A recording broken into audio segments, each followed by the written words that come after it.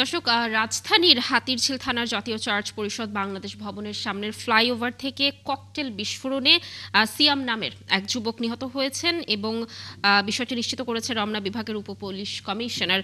এই বিষয়ে আরও তথ্য জানাতে আমাদের সাথে যুক্ত হচ্ছেন সহকর্মী মিল্টন আনোয়ার। মিল্টন, নিশ্চয়ই শুনতে পাচ্ছেন আমাকে। আপনি এই মুহূর্তে ঠিক কোথায় রয়েছেন এবং ঘটনাটি আসলে কি ঘটেছিল?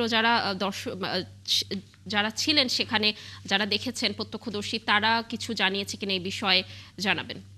লাবণী, ঘটনাটি ঘটেছে 8:45টায় এবং যে এখানকার প্রত্যক্ষদর্শী এবং পুলিশ যা বলছেন আমাদেরকে, এবং আমরা এখানে সিয়ামের যিনি মারা গেছেন তার বয়স 19। তিনি একটি গাড়ির দোকানে চাকরি করতেন এবং তিনি তার দুই পরিবারের বড় ছেলে, তার বাবা কিছুক্ষণ আগে আমাদের সঙ্গে কথা বলছিলেন এবং এই তাদের প্রত্যেকের সঙ্গে কথা বলে আমরা যেটা জেনেছি যে 8:45 নাগাদ এইখানে আমার পেছনে যে চায়ের দোকানগুলো দেখছেন, এখন যে জটলাটি দেখছেন, এখানে বেশ কিছু চায়ের দোকান আছে। সেখানে সন্ধ্যায় তিনি চা পান করতে এসেছিলেন এবং এরপর ফ্লাইওভার থেকে, তার পাশে যে ফ্লাইওভার, সেই পাশে ফ্লাইওভার থেকে তার উপরে একটি ককটেল বা ককটেল জাতীয় একটি বোমা তার উপর বিস্ফোরিত হয় এবং সেই বোমাটি সরাসরি তার মাথায় আঘাত করে, যে কারণে ঘটনাস্থলেই তার মৃত্যু হয় বলে রমনা থানার রমনা জোনের যিনি ডিসি মাসুদ আলম, তিনি আমাদেরকে জানিয়েছেন এবং তিনি বলছিলেন যে এখানে তারা এই খবরটি পেয়ে তারা এখানে এসেছেন এবং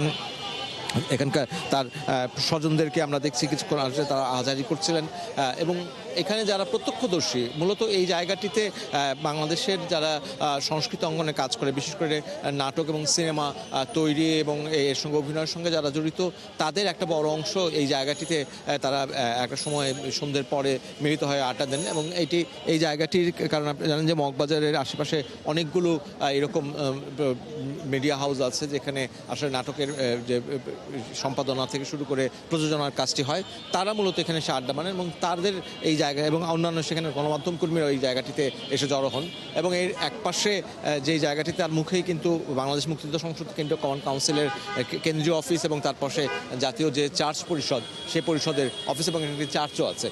ফলে এই জায়গাটি একটি খুবই একদিক থেকে গুরুত্বপূর্ণ এই অর্থে যে এখানে বিভিন্ন স্তরের মানুষের আসেন এবং সেটি একটি জনবহুল জায়গাও বটে এবং একেবারেই রাস্তার পাশে। সেই জায়গায় ফ্লাইওভার থেকে এরকম একটি ককটেল বিস্ফোরণ এবং নির্বাচনকে সামনে ঘটনা আছে। আগামীকাল বাংলাদেশে তারেক রহমান আসছেন যখন, এবং সেটিকে ঘিরে যখন অনেক বেশি নিরাপত্তার কথা বলা হচ্ছে, সেই সময় এরকম একটি ঘটনা এবং আমরা এখানকার যারা প্রত্যক্ষদর্শী, যারা এখানে নিয়মিত আসা যাওয়া করেন, তাদের কাছে কথা শুনছিলাম এবং তারা এক ধরনের উষ্মাই প্রকাশ করছিলেন যে এইরকম একটি ঘটনা কেন এই জায়গাটিতে আগে নিরাপত্তা নিশ্চিত করা হয়নি। এবং এই জায়গাটিতে যেটি বিষয় বসে আমরা এখন দেখছি যে এই জায়গাটিতে যেই স্ট্রিট ল্যাম্প বা যেই রাস্তার যে বাতি আছে, সেই রাস্তার বাতিগুলো থাকলেও কিন্তু সেই বাতিগুলো নিভানো এবং এরকম একটি গুরুত্বপূর্ণ জায়গায় কোনো সিসি ক্যামেরাও নেই যেখান থেকে আসলে নিশ্চিত হওয়া যায় যে এখানে কী ঘটেছে বা সেটাকে নজরদারি করবার মতো।